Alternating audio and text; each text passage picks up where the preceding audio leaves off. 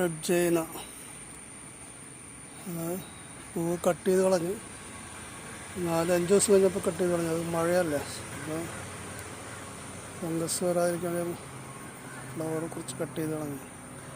Red China വെറൈറ്റിയാണ്, നല്ല ഗ്രോത്താണ്, growth.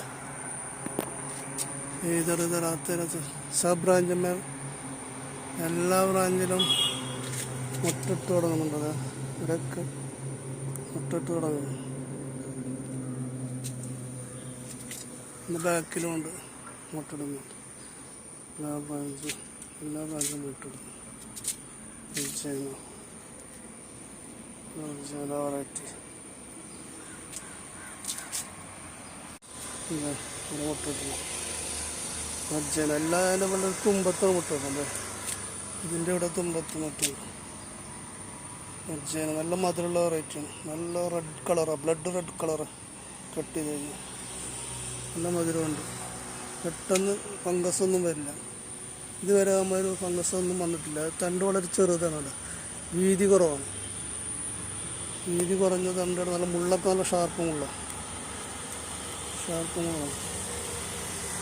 നല്ല നല്ല വെറൈറ്റിയാണ്.